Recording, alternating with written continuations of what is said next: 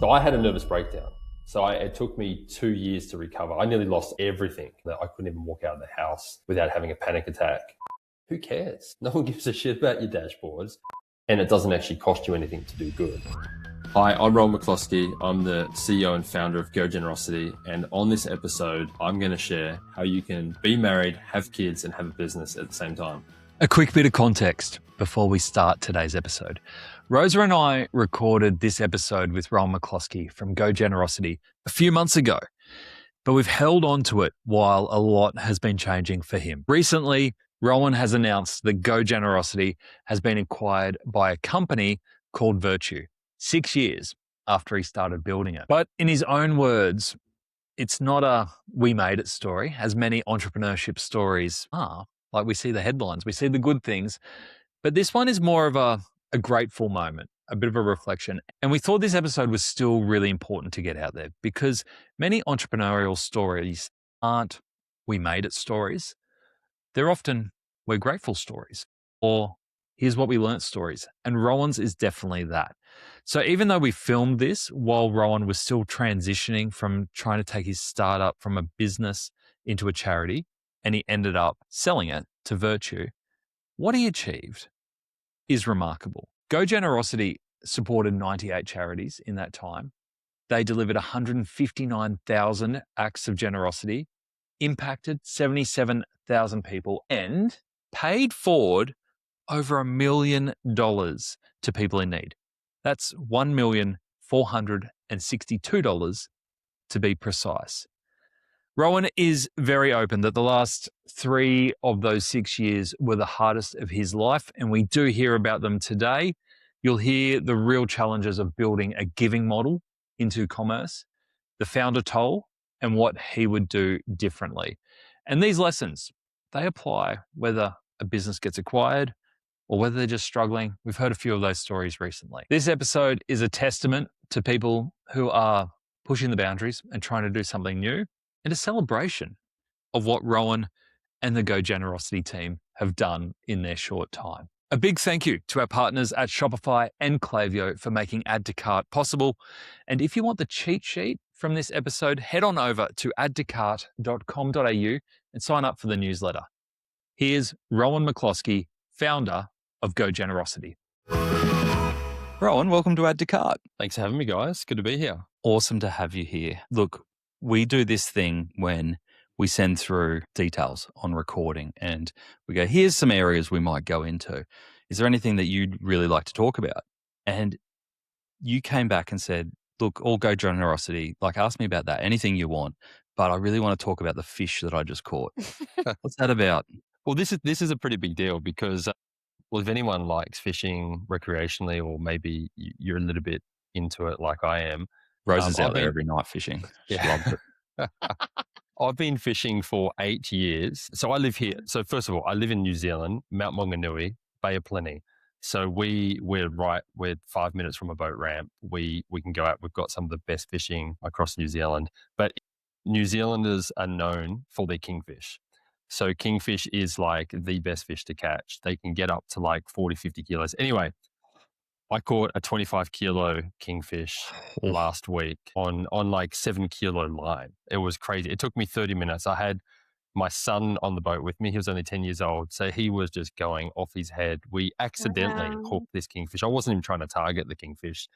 And so that's pretty incredible. We've been fishing for 8 years, caught incredible fish, but that's my fish that's my record fish.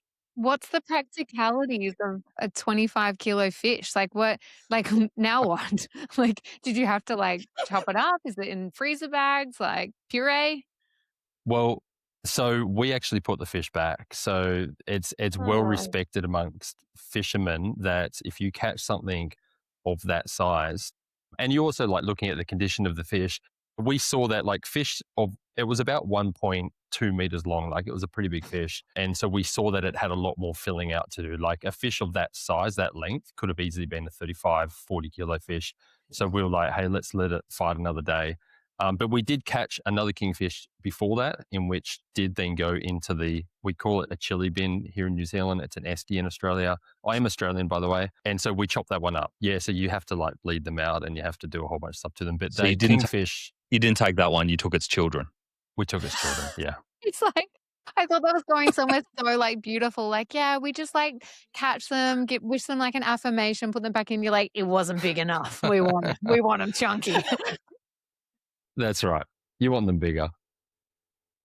Well, it's a good segue, I think. And we don't do good segues here, but this is a good one because your background is in restaurants, right? Like you've got a love of food and your background is in restaurants and you've come into the Shopify app, e-commerce, Yeah.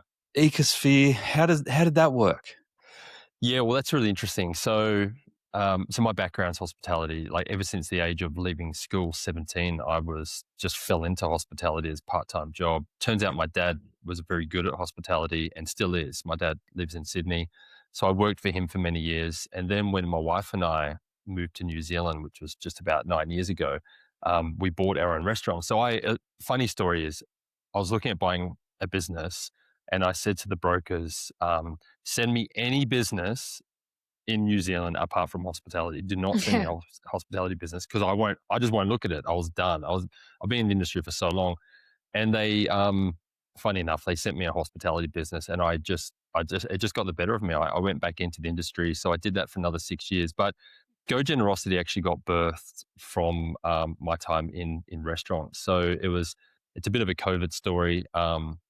Where things were shut down. New Zealand was pretty full on. We got we Yeah. put into a level 4 lockdown, which means we couldn't leave our homes. It was pretty full on, probably similar to Melbourne from what I hear. And so the idea came where I just saw the need was just like there was so much need around. So already charities help people facilitate things, give people food, and that's when it just really came to the forefront for me. I was like, man, the need was great before COVID.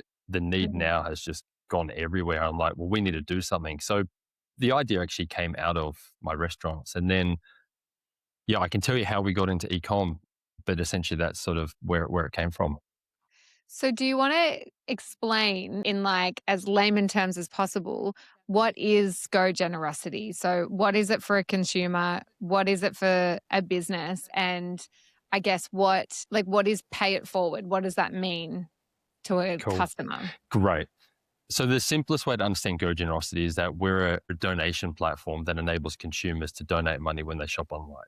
The reason we call it pay it forward is because it was trying to I suppose, relate with the consumer where it wasn't just about giving money to charity. So the number one difference of GoGenerosity versus any donation platform anywhere in the world is that we turn the donations into online gift cards from the brand in which the donation was given. So consumer shops online, they leave a $2 donation. That donation gets pulled together with every other donation.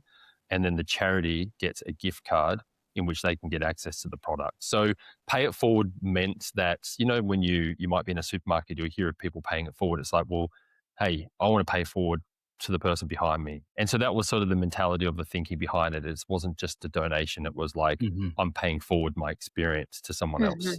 So for someone else to shop at the same store that you've shopped at, Absolutely. using a gift card that you've partially funded. Exactly. Spot on. And was it always a gift card? Sorry. Yeah, that's right. So we, so that is GoGenerosity has evolved. So it still is a gift card. That's how it works for that store. But some stores or some businesses gift cards may not be relevant. So, even you think of like alcohol industry. Well, if we're selling to Shopify businesses sell alcohol, of course charities can't get alcohol for people in need. So that's just when a cash donation is directly made to that charity partner. But you might also have businesses that have really high retail product, like really high value retail products. They're in the $300, the $400 range and above. And in that case, then it's maybe not best use, right? Because you might be able to help and impact one person that month. Whereas if you just gave the money to charity, they can do a lot more with it. So we still do that. And that sort of all, we flesh that out with our customers. So as a prospect is interested in GoGenerosity, we just understand what it is that they sell, what it is that they're doing, and then we would recommend whether they just want to pass on the cash or turn it into a gift card. Because I could imagine that would be hard then, especially if luxury brands want to get involved. Yeah. Mentioned alcohol, luxury brands, things that you're like, well, this isn't natural to kind of turn these into gift cards for people in need.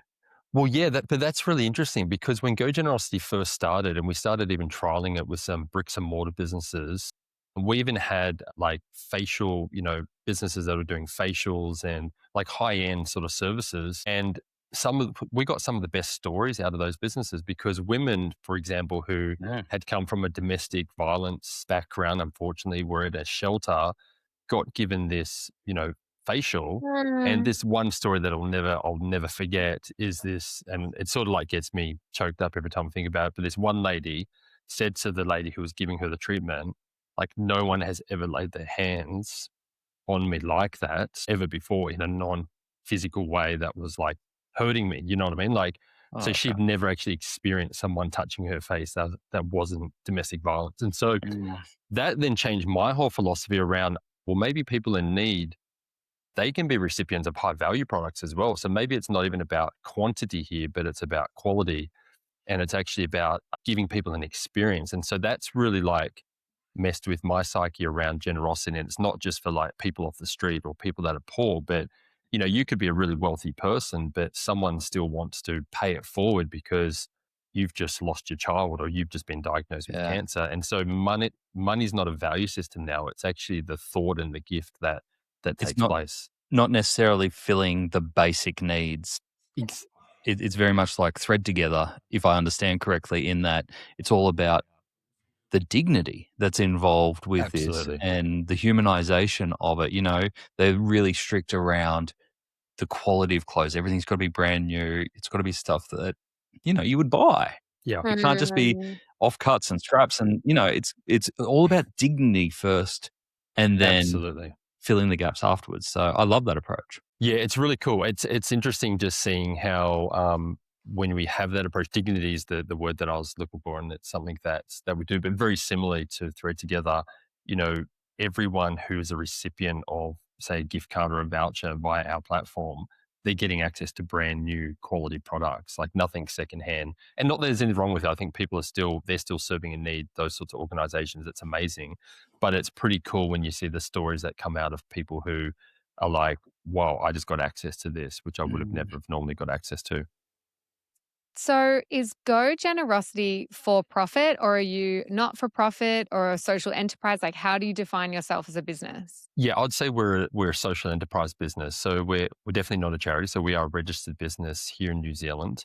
But GoGenerosity, we charge businesses, so like Shopify businesses using our app, we charge them a fee to be able to use it. So it's just a standard subscription model SaaS fee. Um, So that means 100% of everything that's donated goes either into the gift card or to the charity in the form of cash.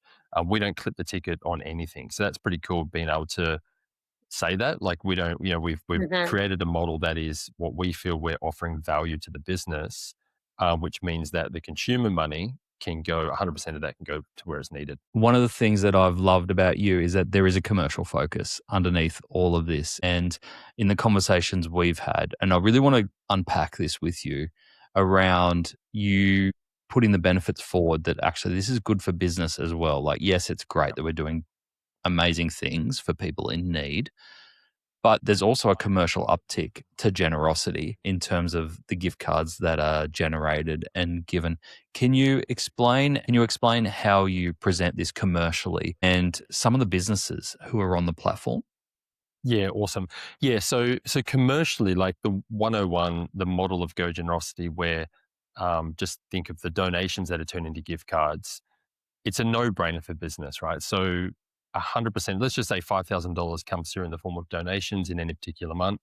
100% of that is turned into a full value gift card, which is sent to the charity. Charity redeems at full retail value.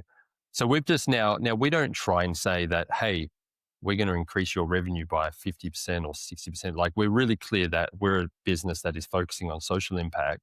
But what we're Mm. not doing, and this is very different to social impact, is we're not taking away from your margin. We're not affecting or hurting your bottom line. If anything, we're helping increase it because of just simply, hey, we brought an extra 5,000. Like everything we do is completely measurable for the merchant, and they're seeing the generosity that comes in. The other thing that's like really important, and I'll probably even just started with this first, but the consumer's being generous. So some questions we have been asked is, well, do I have to match the donation dollar for dollar? If the consumer's giving this, does it look like we're just passing the buck? Like what is it that we have to do? I think one thing that's really important is GoGenerosity, although we're selling a product to the business, we're selling the product to the business because we see the traffic of the consumer orders and because we know people are going to be generous. There are so many statistics out there now to show that consumers are more likely to shop with a brand that has like a full impact purpose, like all of these things around environmental things like that.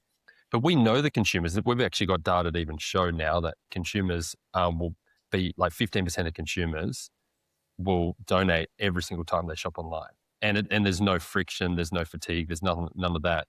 But one thing that's really important is GoGenerosity is about giving the consumer the opportunity to be generous, first and foremost. And then secondly, we're also enabling the brand. They can partner with the consumer as well. So some brands, it is in their best interest to match dollar for dollar. Like it might be, so some of the larger brands that are on their platform, it's like, hey, it's probably a really positive message if you do match with your customer. And they always got budget for this anyway, because they want to do that, because it might not, it could just be a risk if you don't, in terms of you want to have that positive intention.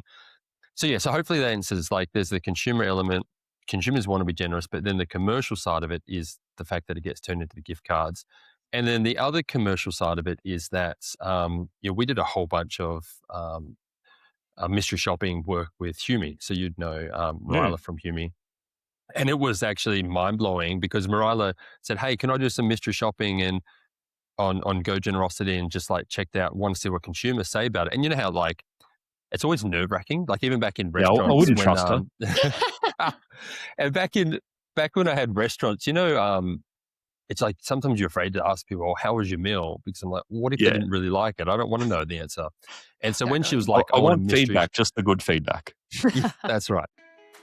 Imagine knowing your customer is thirsty before they even do. Sounds a little bit creepy, but how deep? It's actually genius. Dr. Hydrate, the hydration brand founded by competitive swimmer Cody Simpson and Ironman Kane Eckstein, makes supplements that get you drinking more water. But like a lot of fast-growing brands, they had loads of awareness, but were doing a fair bit of guesswork on the sales side. So they leaned into Klaviyo and its predictive analytics specifically to work out exactly when a customer is likely to run dry and need a hydration top-up. Time that reminder right, and you nudge a one-off buyer into a loyal subscriber. And the results speak for themselves. A 26% jump in revenue from their most loyal segment, Klaviyo driving 37% of total e-commerce revenue, and a little bit ridiculous, 46 times ROI. 46 times. See, no one needs to go thirsty with Klaviyo. Head on over to klaviyo.com/au and see how brands like Dr. Hydrate are doing it right. So when she said she wants to mystery shop the whole platform and she wants to like go through all of our customers and get her mystery shoppers to do it, I was a little bit nervous because I was like, what are people actually going to say? And I read the report. I cried when I read the report because the consumers, the mystery shoppers, and what they were saying around how this, seeing the donation, seeing that the business actually had a heart that cared for the community, that they even cared for people in need, seeing how it was so tangible because they could see where the money was going and the difference it was making. Like statistically, they were, 98% more likely to shop with that brand versus a competing brand that was selling the same products. No. One of the biggest questions we get asked from large brands is, do you create friction in the checkout? And then we saw that 100% of mystery shoppers were like, no friction whatsoever. If anything, it made me want to buy the product more than if they didn't have that. And so commercially, there's that side of it as well. I think that stacks up for merchants. I think, Rohan, I want to dive more into the commerciality because from what I was looking at and like seeing it on Trademart's website, I can totally see, like, you've got a complicated marketplace. You've got obviously the donators and you've got the charities that are associated. But I would imagine that the customer that's probably the hardest, or the one that you have to put the effort into acquiring, is the merchant, the retailer themselves. Because when I was looking at on Trademart, it's totally seamless. And also I can see that you can have your own copy, your own language. Like GoGenerosity is like very like small. It doesn't feel like you're trying to take up real estate at all. It really feels Yes. about let's get that donation in, do good. But I want to dive into the commerciality of it. And I know that sometimes people can think that this is like talking commerciality in like charitable areas can feel dirty, but it's actually not. It's a means to an end. And like it's better. The more commercial minded people we have behind charities, the better.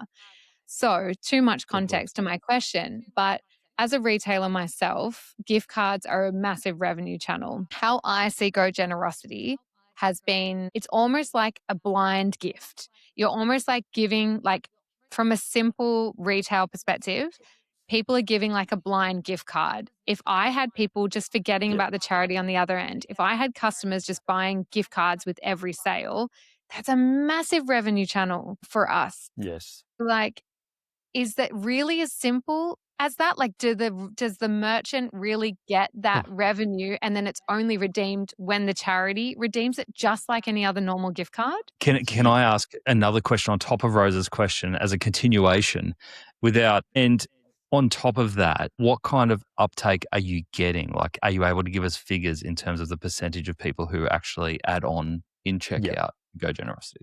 Yeah, great. Yep. So short answer, Rosa, is 100%. It's that simple. Like when the merchant sets up GoGenerosity, once they download the app, and our team set it up and can talk through that later and how we do that, it just operates in the background. This is effectively just a little upsell tool that's continually happening. And there's A/B testing that can happen as well. Like we'll see a high conversion when a business chooses a certain charity versus another charity. So there's things that we can do to try and increase that. But on average, we see 1 in 15 consumers will donate about $3 every single time they shop online. And that's continually. Now, some of our standout customers, we'll see some of our best customers, they'll get 1 in 6. Like one of our New Zealand customers sells period wear product. Awa, they're an amazing customer. They get 1 in 6 women will donate $5 every single time they shop online. And that's been going on for 2 years now. And just to clarify, is the charity that the gift card is going to obvious to people in the checkout? Like, is it best when there's alignment between the retailer and the cause? Yeah, absolutely. So the charity is always mentioned in the copy. And so that's just the only thing in which we say, like, the merchant can change the copy. They can make the language sound like them. Like Trademark has it's all in line with their voice and everything that they would say. But yeah, we always have the charity that's documented there. And that's interesting. So when we do test that across multiple different partners, we see like there's so many different movements that's happening based on what the business is selling. Does the business have a good reputation as well already? So therefore, that even affects the generosity of the consumer. But ultimately, the charity has a big say in whether more consumers will give or not. One thing that's really interesting. Okay, so you get a business like Harris Farm Markets, who's been on the platform now for 2.5 years. It pretty much doesn't matter what charity Harris Farm Markets choose; their customers are just as generous every month on month. They got a lot of money, Harris Farm customers. Yeah, there's one thing, there's that. But when I look at that, I think of the trust, right? You think of I look at Harris Farm Markets going, it's a trusted Australian brand that's been around for since the 70s. They've got a great reputation. And so they've built and earned that trust. So when they say, hey, we're supporting this organization, it's like the consumer doesn't have to think about it. They just go and support it. Whereas some other customers of ours or some other Shopify merchants who are smaller, we see that the charity that they choose can change the donation amount by 3 to 5%, just on who they choose. Totally. I feel like Did that that answer pay all it the forward questions? message. Sorry. I feel like that pay it forward message is so clear. Like, just like if it's aligned to the charity that the customer, like for example, if it was Crocked, giving to like an art therapy charity would make so much sense because you are paying forward an experience for other people to get out of their head and into their hands. Like I definitely can see like why that would make sense. Can I ask then, what was the, like, if this is really like a revenue channel for businesses, if this is really as simple as like finally customers donating, not just businesses having to donate to charities, why wasn't it being done before? Like, what have you learned about going into this that you're like, that's why? There it is. Yeah, there it is. I think, well, I've got to be careful. I can't give away all my secrets. Otherwise, we're going to see these pop up all over the place. But do you know what was interesting? Do you know when the idea first came to me back in my restaurants, I had so many people tell me, you can't do that. That's not legal. You can't take other people's money and run it through your business and do that. And so, but then I think, so first of all, what really helped me as a founder, I owned my own businesses. I knew accounting. And this is one thing, I take this right back to when I worked for my dad. He said the number one thing that you need to know if you're going to be in hospitality, whatever industry, understand your accounts, know your numbers, know your books. If your CFO or your head of finance leaves, you need to, like, if you can't go and sit in that seat for a period of time until you get someone else in, like, in other words, just know your business, right? And so I think for me, I would say that in business, that was one of the strengths that I had. Like I knew my numbers, I knew how money flowed in and out, I knew my liabilities, I knew what I could and couldn't do. And so when the idea came to me, I was like, oh, well, that'll work. There's nothing wrong with that. That's incredibly transparent. That's just money in, money out. It's just the current liability. And as long as we're showing where the money's going and we can report on that, then surely there's nothing wrong with it. And so, so then when we went and checked, and here in New Zealand, we checked with got tax advice and checked with GST advice, and we checked all the different things. Like no one ever raised an eyelid about it and we got complimented. We're like, oh, good on you guys. That's a great business model. Can't believe no one's thought of that. And so it was probably one of those things that was like, it wasn't some big grand idea. It was just such a simple application. But one of the biggest troubles with GoGenerosity is that people still don't understand what we do. I think because it's so simple. People are expecting this big grand idea of we do this and we do that. We're like, no, we just turn the money into this and this is how it works. And I get people respond to me all the time, like potential businesses going, they'll jump on a demo call and they go, oh, I didn't realize you turned the money into gift cards. I'm like, well, what got you on the call then? Like you just thought we're a donation platform. And then, and so we see that time and time again. Looks like your LinkedIn profile is like, I've got to get on a call with this guy. Well, I need to update it now, Bushy, with the. What's the biggest objection though when you get on that call? So once they understand it though, and you go, actually, it's pretty simple. This is the way it works. Why haven't you got every retailer in Australia on it? Yeah, good question. Well, part of my outbound skills suck. That's one thing. I think, and look, what is it? 70% of 70% of prospects who I meet with sign up. And so we've got a really high conversion rate. Okay, so what are the biggest friction points would be, okay, great. So the biggest friction points would be, do you affect my site speed? And that's an easy one to talk to because, Shopify, there's so much criteria now in terms of developing a Shopify app that you're measured based on your site speed. You got like a bandwidth in terms of what you have to fit in with. So that's easy. We can just give them data around that, and that always solves that problem. The other thing, the biggest fear would be, do you create friction? So keep in mind, and I get this, right? As a business owner, I'm trying to sell an online product. I've got the cart and I've got the checkout, and that's where my conversions happen. And now all of a sudden you're putting a little something in there that's making the consumer think about something else. And so the cool thing is now over time, we can talk to that. And because we've done mystery shopping and we've got data to show that if anything, it enhances the experience and doesn't create bounce. And we don't have like hyperlinks or learn mores. And Rosa, you talked to the fact that it's not about GoGenerosity and our branding, and there's no redirections to try and put our brand forward. So we can talk to that now, but that would be the biggest friction and the biggest pushback, Bushy, would be, do we slow down the checkout experience for the consumer? Which, like I said, we can talk to now, but yeah, that would be the biggest one. I think the biggest objection that a retailer would have. Yeah. Well, I'm curious to dive into that. And I think it's a good way into it because you are an app that's available within the Shopify App Store. You've got 19 reviews. At the time I did my research, probably up to something like 1,900 or something now. But when I looked, they all had a 5-star rating. So obviously you've done something right. What have you learned from a technical perspective around getting the idea into a piece of tech that can be easily added into an e-commerce experience? Yeah. Yeah. So coming from a hospo background, I'd say I had no idea what to do.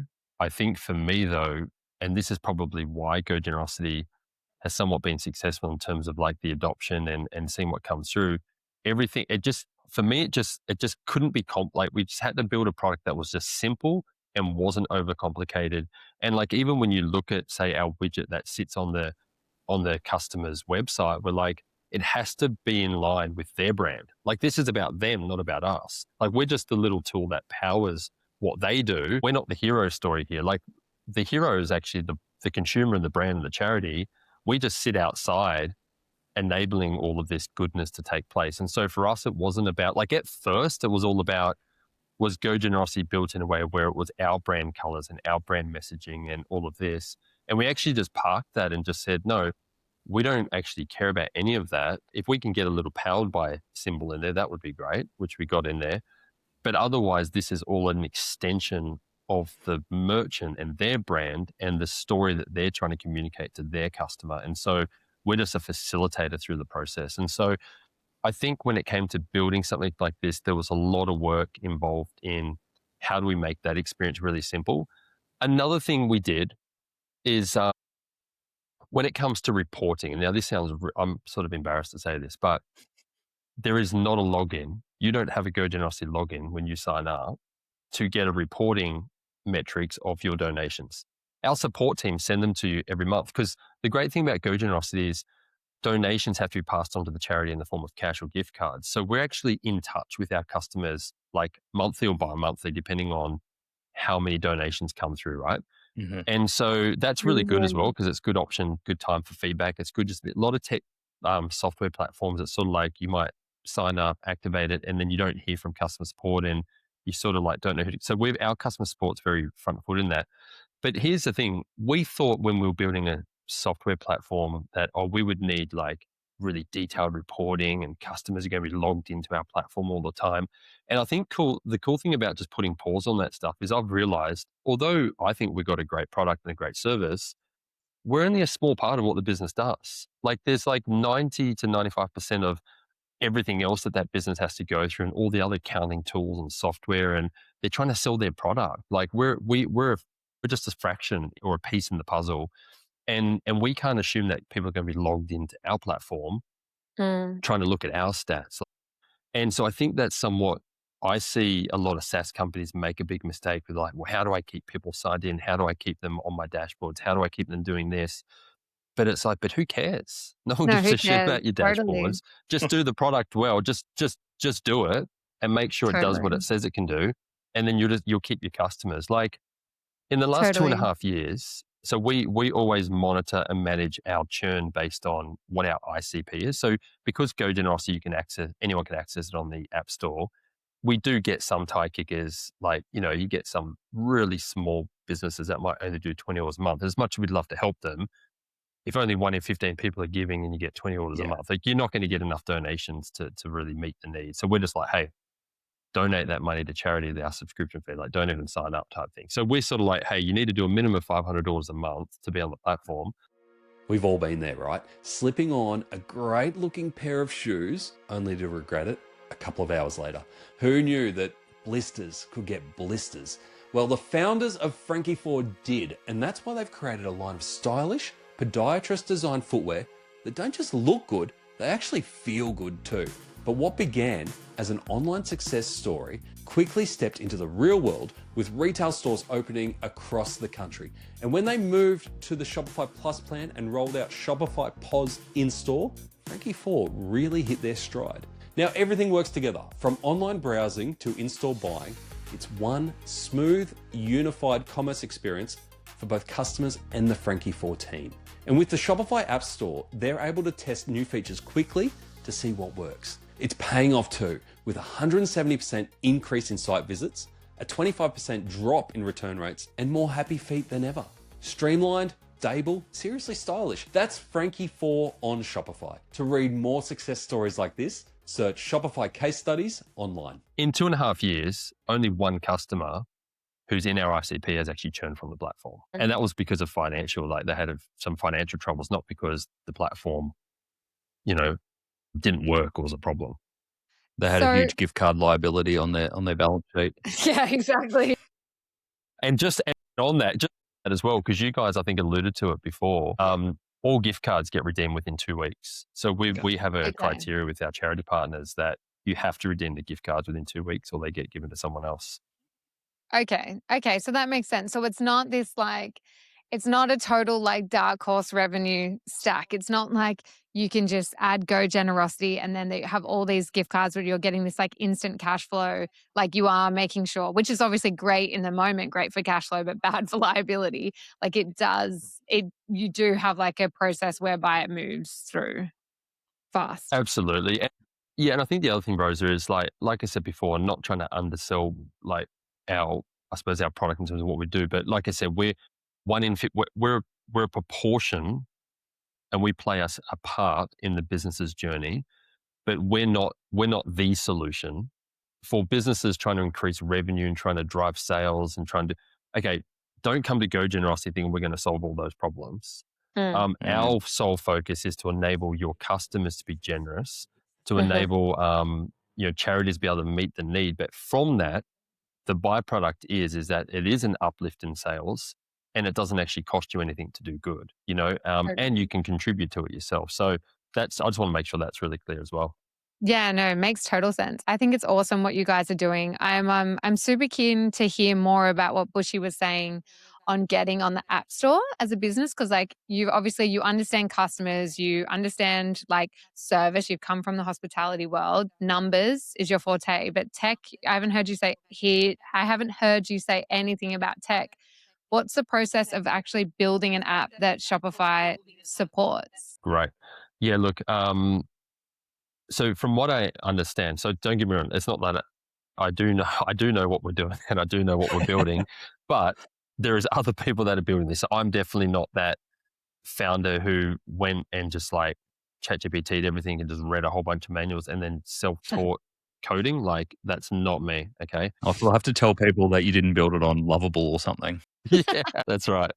But we've got an incredible developer or developers that have done this. And I think the process in terms of what they had to go through, it's amazing, technically how tight Shopify is to get apps onto the store. And it's a little bit scary as well because you're just hey, I've got this idea, I want to get it on here, but what if Shopify don't approve it? I don't want to say it's scary in the fact that for people not to do it. And I think anything, if you build it with the right guidelines and you actually follow the information that's been given, that Shopify is not going to stop people putting stuff on the App Store. Yeah, but that went through a whole bunch of I think when the idea first came and then when we knew we wanted on the App Store, there was a product team involved. There's obviously our engineers involved. There was a lot of customer calling. We did a lot of customer surveys in terms of, hey, if we had this on, would this work? This positioning. And so, yeah, there was a lot of that type of work before the actual build took place. The build in itself, like most developers would say, to build an app, it's not rocket science these days. There's so many tools out there to be able to help piece it together. I think it's the lead up and it's formatting the idea to then get it into what it is that you want to be displayed on the store. Is working with gift cards tricky? Does it add a tricky element to it because everyone's using different gift card platforms and it's not always the same process? If you're selling products through Shopify, it's pretty much, we know that flow. We know how that works. We know what data it is, but gift cards could be different retailer to retailer. Is that right? Yeah, so not with with Shopify, it's fine. So we're natively on Shopify at the moment. Okay, so you're not going outside of Shopify. Not going outside of Shopify at this stage, but because the gift card though, Bushy, just gets created within, we're not creating the gift. The gift card's it's universal across all gift card systems because it's the merchant that's creating the gift card and then sending it to the charity partner. So even if as we want to branch out into other platforms, there won't be any issues in terms of restrictions around gift card platforms per se. And what's Shopify like as a platform to launch an app? How long did it take for you to get the app approved? Does it go through like any kind of crazy reviews? Like what's it like to actually manage an app on Shopify? Yeah. Yeah, it was, man, their team were like next level, like the responsiveness from them. So I'm just trying to recall when we actually listed it. It was, hats off to our team. I think we built the actual building of the app was like a 3 to 4 month process. So it wasn't scary. It wasn't like some 2 to 5 year type situation in terms of what we're doing. And then I reckon Shopify would have, within weeks, would have had it reviewed. The like first cut of feedback would have been within the first week of submitting it. Ours, the complication we faced, which was quite different to, I suppose, other apps, is because we were in the donations realm. They were pushing us to show like what's your charity registration numbers and like and so we had to like re-communicate the business model to them over and over again to be like, hey, we're not the charity. We're just enabling people to be generous on the merchant sites. We're not touching the money. The money goes to the merchant. And so once we got that really clear with Shopify, then it was just like no problem, straight through. So that was sort of like the only hold up we had. But otherwise, their responsiveness was really good. We're talking like a couple of week turnaround in terms of getting feedback from them and being able to go ahead. Wow, Awesome. that's amazing. And any tricks for any app developers who might be listening in terms of promoting the app and getting it visibility in a store, especially for people who might not have heard of you or had that one-on-one connection? Yeah, look, I think, you know how you hear the saying of like build and they will come? I think you can completely disregard that when it comes to building an app on Shopify.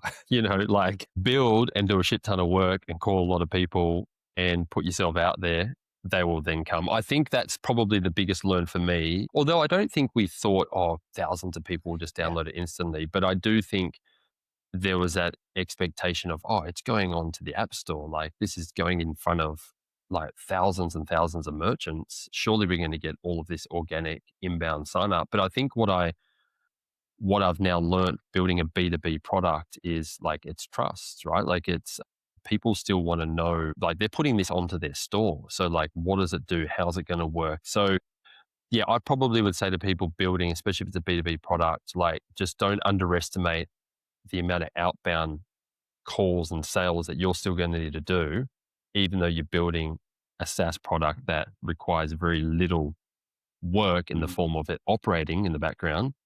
All your effort's going to go into sales. 100%. I'm interested in your journey as an entrepreneur because when we were at Online Retailer last year in Sydney, you brought your beautiful family with you. You've got 3 young children, and obviously you are super successful in business previous to this, super switched on in all the conversations I've had. And now you've got a young family and you've thrown yourself into GoGenerosity as a startup, but not only a startup, but one that is in social enterprise, which are traditionally a little bit trickier commercially. How are you approaching this? Like, what's your mindset around how you make all of this work together at one time? Well, all I can say, first of all, is credit to my wife for just being so incredible and incredibly supportive. I think here's the thing that we did that made a significant difference for us. So we didn't know GoGenerosity was going to come. Like, I think being in hospitality taught us a lot, right? So, obviously Steph and I had met, we're coming up 14 years married. And so, we'd met a couple of years before getting married and we lived in Sydney and we used to do, I used to do crazy hours. Like we would be doing 80 hours plus a week. But one thing that I think where I earned Steph's trust was I didn't keep doing 80 hours a week. Like there was times and periods in my life where it'd be Christmas time where we had these massive 10,000 people events on and we would have to do this work. But then the next week when that finished, I'd do 30 or 40 hours and I'd spend time and I was around. And I think for me, it was first and foremost with Steph, it was always communication. It was about, hey, this is coming up. Like I'm just not going to be home for the next 1 to 2 weeks, but then it's going to be a downtime. But then sticking to that. And I see so many times people in relationships where there's this constant never ending of just need to do a bit more, or no, next week it'll be different, next week will be different. And then they're just never around. They're never present. I feel like you can see like certain relationships buckling under that pressure. So that's that. Steph was always supportive, understood it. And then moving into hospitality when we owned our own restaurants was then just another level of stress in itself. Weekend calls, can't go away, normal holiday times. Like I think a lot of people in e-com would understand as well, like our busiest times was people's downtimes. And so, you're always doing all of that. And then, but I think we really like focused on, I don't know, we're just trying to communicate. And then before we had kids, like we always said that Steph wanted to be a stay-at-home mum. So she's got like huge potential in terms of business, does her own Amazon, Etsy, just about to buy an e-com business now as well. Like she's phenomenal, but she said, I want to be a stay-at-home mom and I want to put all that aside and commit to our children. And so because of that, that didn't then put extra pressure on us. So then when, say, GoGenerosity came along and I was running the 3 restaurants and starting a startup, I had support and she was incredible and the kids were well looked after. And so a couple of things that I always prioritized, and this never came naturally for me because, I'm a stat, like my parents were divorced. My dad left when I was 2. And so I never had anyone to display or show me this, but I always thought as long as I'm there when the kids wake up and as long as I'm there when the kids go to bed, they will think dad's all around. Dad's always around, right?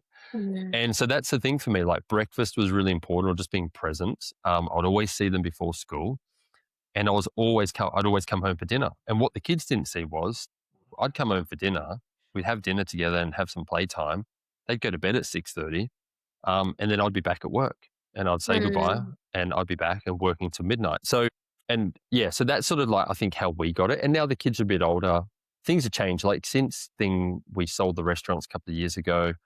That definitely made a big change in our life where even though GoGenerosity has its own stresses, I don't have to be anywhere or be anything for someone. Like I can take my laptop and I can then just go home, or I can take the laptop and we can go to the family holiday home, or we can move around. I didn't have that freedom with restaurants. I was pinned down to my location. So so that's sort of, and then we've just sort of evolved, right? Like kids are now 10, 8 and 6 and we're still trying to figure it out, still trying to like figure out what's the best for them. But I think that's sort of what worked for us. It's so refreshing and so interesting to like hear you talk about that. I'm in business with my husband, and actually all 3 of us have kids. There you go. Look at us go, still making this all work. Hey, but We're I think alive. it's so important, everything you've just said. And I think this journey that you've been on, like particularly, I think I read that you did a seed round of raising, and like hospitality has its stresses for sure. It's always on. There's a lot of people who say like, if you're going to run a business in hospo, just go ham on something else. Like it's so freaking hard. You might as well just have a punt at something massive, which it feels like you've done. What was that like raising? Like are you happy you raised? Would you raise money again? Like how has that affected your mindset and I guess your stress? Yeah. Yeah. Well, so the end result, fast forward to the end result after the raise and while still having 3 restaurants. And by the way, our youngest daughter was born just after COVID when we were in lockdown. So I had a nervous breakdown. So it took me 2 years to recover. I nearly lost everything. I had such a big nervous breakdown that I couldn't even walk out of the house without having a panic attack. Is this after COVID? Yeah, so this is after COVID, so post-COVID, because, we were all shut down with the restaurants for the couple of months period that it was. But I'd just like to say that it was such a blessing. We came out of COVID with the restaurants like incredibly well. I feel so blessed that we didn't lose anything. Like we actually recovered all of our losses within 3 weeks. We've got like a pretty crazy story in terms of how it all worked out for us. But then the stress of, I suppose, managing 40 staff, having 3 restaurants, coming out of COVID and all the restrictions that the governments were putting in place. And then the idea of GoGenerosity came, and then we went after raising money. And I will answer your question. But then there was just so much going on. And I was also helping a local church at the time, like doing a lot of stuff. And I just didn't know how to switch off. Like I was the typical founder or entrepreneur that I got a kick out of doing more things. And as I've even looked back and reflected, it wasn't like I was trying to prove anything to anyone. I was trying to be anything. I just loved being challenged. I just loved the next thing. Like I wasn't scared of working a million hours. Like I actually really enjoyed what I was doing. And it all came crashing down for me. It was, I think, of December 2023. I just couldn't get out of bed on Christmas Day. and I couldn't stop crying, and I just was an emotional wreck. And I thought, oh yeah, I'll be okay by tomorrow. And then it just got worse and worse, and Just a depression and proper suicidal thoughts. crash. Like it was crazy. It was a proper Sorry. crash, and it lasted for a while. But to answer your question about raising capital, I think I underestimated how much pressure went into raising capital, and how like that was a full-time job just in itself, let alone everything else I was trying to do. So do I regret raising capital? I don't regret raising capital, because some of the people that are involved in GoGenerosity, we wouldn't have made it without them. Like some of the people that are still involved and investors, like hats off to these guys. They're incredible. But I would have raised at a different time. And I think in my learnings, I was too premature in taking money. I knew nothing about tech. I knew nothing about SaaS. I just thought you're successful when you raise money. Like that's what I thought. I thought you have to go out and raise money to be successful. I now do not believe that at all. I think some businesses, it's good to raise money, but raising money should be about putting fuel on the fire. Yes. Or if you're in like a really high tech industry, like I'm talking like high tech hardware, you'll raise money to form an idea, and there's no pressure. It may not even turn into a revenue making product, but but investors will get behind it because you're trying to uncover Like some R&D. new medicine or yeah, totally. It's R&D, right? Yeah. So, but for us, in looking back at our journey, I shouldn't have raised money until I had the idea to push it into e-com. And I think that's my biggest regret, is that by the time we were pushing into e-com, we had no money in sales. Like it became me just selling. It was like it was a founder journey all over again. It just became me. And so, is that where the pressure comes from in after you've raised the money in meeting the targets that it's now set? yeah, and I think, and that's absolutely pushing. I think the targets, there is this. Now, we did raise money privately. Like we got some pretty significant check sizes though for some private people, but we did have AVC jump in on one of the rounds. And there was just that relentless pressure, and there was this pressure of, oh, I see the money running out. What do we do? How do we do it? And then for us, we were actually using that money in the wrong area. Like we were originally an in-store physical product. There was like in-store would never touch it ever again, in terms of there's so much friction when it comes to the consumer and staff training and donations and like just would not touch that. So that was our story. We actually we're going in a direction. We had an idea, we raised money, and the other thing I would just say to people who are raising money or creating a product is, do not underestimate, if you're going after an enterprise customer, and that's what we were doing at the time, they will suck you dry of cash, and you think you're going to close something in 2 months. Well, they've got windows of 2 to 3 years. Like decision making can be fast, and you would know this, Bush, from your experience. Like some enterprise people can make decisions on the fly, and you're like, whoa, I didn't realize that was going to happen that quick. And some others, you just get kicked down the can. And so that was our story as well. Like we thought enterprise was our customer at first, and then it just drained us of cash. And so when we finally got product market fit, which was in e-com, that's been my only regret. I'm like, oh man, imagine if I had all that money now to push into this, we could have grown so much faster. And that probably sort of answers some questions, and like, well, why aren't we in every retailer, and why aren't we in more places? Well, we've been really limited on resource to try and get our message in front of people. And if you didn't raise, then you probably wouldn't have figured this lesson out this fast. So it's almost like you're forced to like fail fast in a way, like because you get put on. When they say like before you take capital, you're driving a car, and then as soon as you take capital, you're on train tracks, and they're just like, cool. Their motive is like they just want to see how fast you can either go or fail, so then they can move on. And for you, that is brutal, especially if you've just come out of this like high stress burnout zone. Like incredible like job to you on resilience and getting through that. And now this like traction and this hope for where GoGenerosity is headed to. Like how amazing. Well done. Yeah, that's right. Hey, and I don't think nothing's wasted. Hey, like I think with business, nothing's wasted. Like no one's a failure. We're all just trying. We're all just tweaking new things. We're trying to figure it out. But I go back to like the burnout thing. And I remember when I sat with my psychologist, and and he was sort of diagnosing what was going on. He was like, I had the best guy, right? He was so cool. He just said, all right, Rohan, this is going to be shit. Like, I'm just being straight up with you in terms of what you've gone through.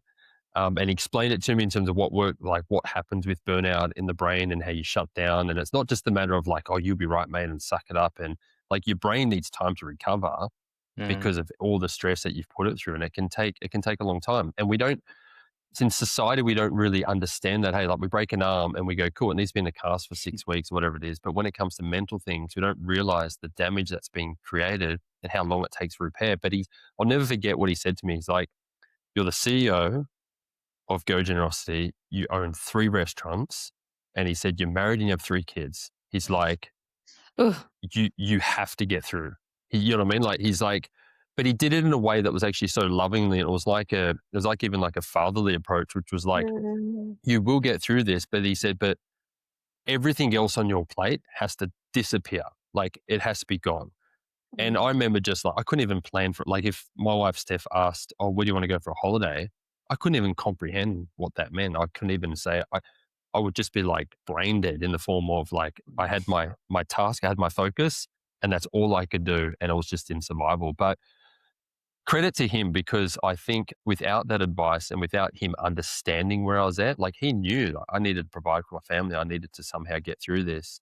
And I see too many people actually quit everything and take off a huge amount of time thinking that that's recovery. And I think my recovery was because I stayed in there. I stayed in the game and it kept me, and don't get me wrong, like I cut down my diary like you couldn't believe, but I still kept my mind moving. Whereas I think if you go into this place where I just need to have 6 months off and I need to get better, I've seen people like not ever come back to work because they then can't, So yeah. It sounds like you never lost your purpose throughout all of that. Yeah, that's right. Hey, I think that was the biggest challenge, Bushy, is because I was like, man, I thought I was going to be able to do X, Y, Z. And I had all these goals and aspirations still of what I was going to achieve in life. And when that burnout hit me, that was probably the hardest thing to reconcile. Is like there was this balance between, all right, I'm not done, but shit, I know how I'm going to get there. Like, and time is an incredible healer. Hey, like if you listen to your body, exercise, eat well, like we've heard it all before now, but actually have those mental, like those moments where you just mentally stop. Like I never stopped. I was always on. And I think we can't see it coming. And I think that's what I'd say to people. I've now helped a couple of people where, I could just see that they're going down the same path as me. And I've really tried to strongly be like, hey, you can't see it now. You think you're invincible. You think you're just going to be able to keep going. But if you keep going at this pace, you're actually going to hit a brick wall. That's tough. Incredible. Look after yourself as the solo founder too. Totally. I have never heard that last part of our conversation. We've met a few times, but I've never heard that side of it. So I really appreciate you opening up and being so vulnerable around that. I think a lot of people will take heart to that and find parts of that resonate with them in their own journey as well. Now, if we look ahead 12 months, Rohan, where do you see GoGenerosity heading into? What's the most exciting things on your horizon for the next 12 months? Yeah. So I think expansion across other countries would be really, really exciting for us. So now we are operating in New Zealand, Australia, the US, UK, and Canada. So we do have customers in all those areas, but New Zealand's where we started. So that's still our main thing. And then Australia, we're getting some great traction in Australia. So I think for me, seeing the business grow to those other, it's always been a global vision. It's always been, New Zealand was never going to be big enough to fulfill the vision that we have. Like I would love to see one day 100 million acts of generosity every year. And that, like, I feel silly saying that sometimes. I'm like, oh, is that even possible? But the point is I think the pathway through tapping into merchants of all sizes, but some of these, like Shopify is a massive platform and some of these merchants doing hundreds of thousands of orders a month. And if we can somehow get in there with them and enable generosity, like it can really have a significant difference. Like we want to make a difference. So I think that would be first and foremost. We've always had the vision to branch out into other platforms. Like, when I dream, I have moments where I'm like, oh, imagine if we could just tap into like any other online platform, like where there's ticket sales, where there's music sales, where there's this, like really just going like following where does the consumer shop, what are those large transaction places, and how do we enable generosity? And so I think that's what we'd love to see. But this year is probably all about just expansion, and then try not to be diverted, like just stay focused in on Shopify, because I think there's something special about just trying to stay focused. And then it's about, okay, how do we actually tap into some other platforms as well? Rohan, thanks so much for coming on and for being so open and vulnerable with all parts of this, the entire journey. I think it's so amazing to know that our listeners, like if they're a merchant themselves, have just discovered this new revenue channel and a way for them to actually add a good thing to their brand and help their customers give the way you have. But then also talking about like what it takes to get an app on Shopify, doing this all with a family coming from hospitality. Like, I think it's been an amazing conversation and just like so packed with so much value for our listeners. So really, thank you so much. I personally got a lot out of this and really enjoyed this conversation and meeting you. Thanks, guys. Hey, thanks so much for having me. Love the work that you're doing, and feel privileged to be a part of it. You're an absolute legend, mate. Keep doing what you're doing. All right, Bushy, before we go, I want to know, what did you take away from this? All right. So the big one here is I'm really proud of us, Rose. I'm really proud of how we broke down how this model works, because I've caught up with Rohan a few times and I feel like I know it, but I've seen him trying to explain GoGenerosity to a few people and it often comes off more complicated than what it really is. And we got to the core of it, that it's essentially group funding for gift cards for people in need. And those gift cards are a great revenue channel for retailers. So I really love that he was able to simplify it for us into a win-win-win model. Totally agree. Yeah, it's just simple. It's just give customers the opportunity to buy a gift card as they're checking out, and that gift card then happens to go to the charity in need. Like, so simple. The retailer earns revenue while still doing good, and the customer feels good about something that maybe was a purchase just for themselves. Like, so simple, so smart, and a really good guy behind it. Like, cool to see how commercially minded he is, but also like clearly has a heart, clearly is thinking about people and like charitable reasons behind this. So really enjoyable convo. What about you as a retailer listening to this? Did it change your mind around integrating? Did it change your mind about integrating more? Did it change your mind around integrating more social giving into what you're doing at Cropped? I think I'll just do what Trademark does. And if they've done it, I'm going to do it.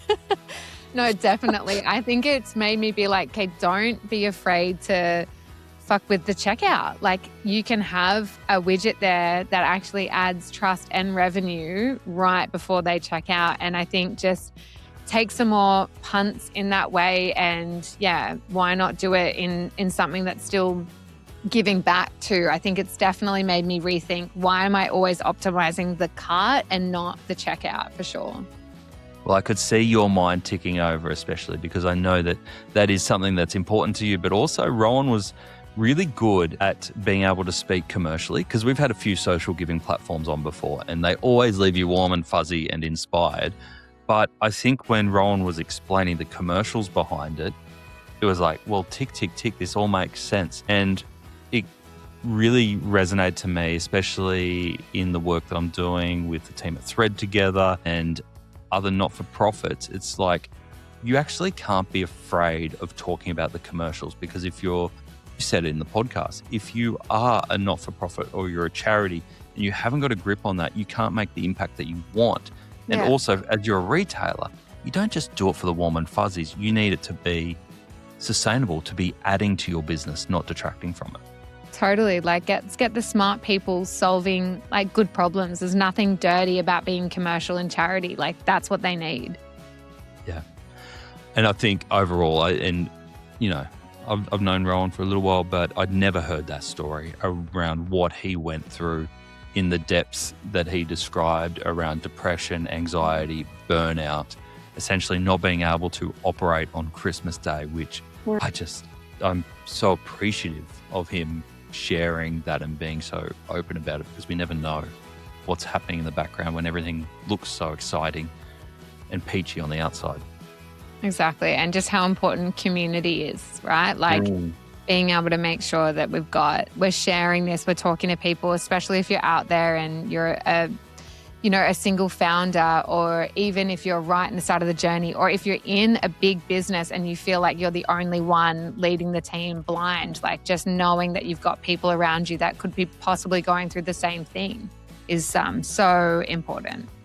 And don't just get up and leave. It's like you've probably actually got to work through it to work your way out of it. That was a really great insight from Rohan around not just abandoning everything that you've been working for. It's like you've just got to find your way through it and take your time to do that. All right. If you enjoyed that conversation and you want to explore maybe GoGenerosity, I know there are people in our Add to Cart community who are using GoGenerosity, or you just want to discuss other social giving or anything to do in e-commerce, I really encourage you to come over and join our free Add to Cart community. It's where all the discussions happen from the episodes, but also anything that you want questions about, you want advice on, or you've discovered something really cool that other e-commerce operators should know about. You can join it at addtocart.com.au. We would love to see you in there. And let's keep chatting. Like, we want to know what you thought about this episode and what you guys got out of it. I think let's keep it going. It doesn't have to end here. Thank you so much for spending your time with us today. And we'll see you next week on Add to Cart. Bye.